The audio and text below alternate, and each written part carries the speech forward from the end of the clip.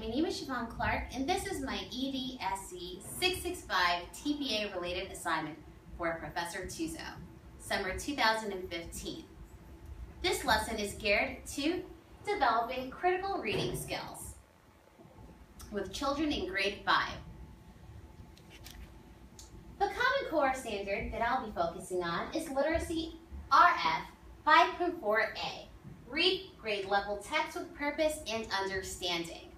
The lesson objectives are: critical readers spontaneously and purposefully generate questions before and after reading, and critical readers ask rhetorical questions about the text. Now I'll start my lesson. Welcome back, class. Thanks for joining me in our reading circle. For the last couple of days, our literacy club has been focusing on developing our reading skills. As readers, we have been taught several strategies to push our thinking as we read. But there's one that we haven't explored just yet. It comes naturally. And we've been doing it since we were toddlers. It's questioning. Questioning is vital to everyone. It's how we put away confusion and gain a deeper understanding. It also strengthens our abilities to explore and infer. Questioning helps you stay grounded in the story. So our focus today is critical reading. Critical reading is when you're able to understand the content which the author shares with us. Okay. From our anchor chart,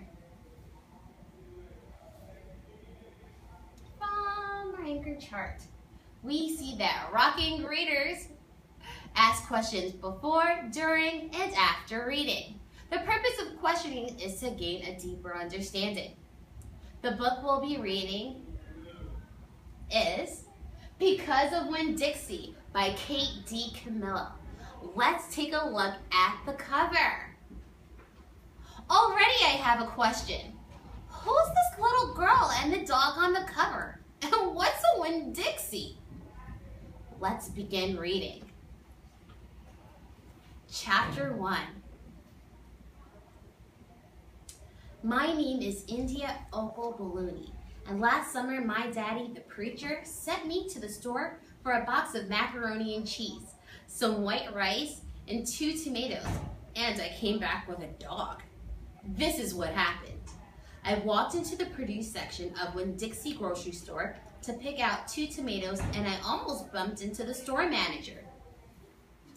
He was standing there, all red-faced, screaming and waving his arms around. "Who let a dog in here?" he kept shouting. "Who let a dirty dog in here?" At first, I didn't see a dog. There was just a lot of vegetables rolling around on the floor, tomatoes and onions and green peppers. And there was what seemed like a whole army of Winn-Dixie employees running around waving their arms just the same way the store manager was waving his. Yes, Katie.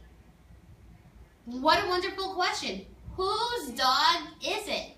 So you see, as readers, we develop questions while we're reading. Let's keep reading. And the dog came running around the corner. He was a big dog and ugly. And he looked like he was having a really good time. His tongue was hanging out and he was wagging his tail. He skidded to a stop and smiled right at me.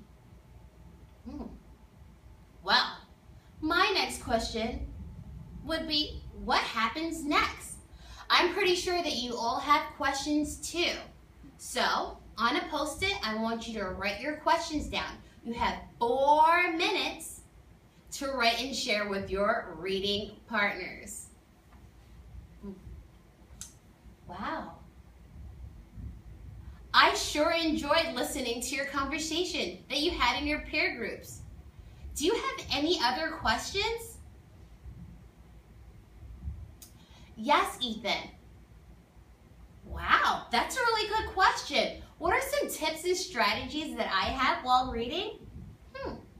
Well, when Miss Clark is reading, I like to ask questions. Some of them are like, what does this vocabulary word mean? Why did the character do that? Yep. So, okay. Now that you know my tips and strategies, I want you to go back to your tables and do independent reading.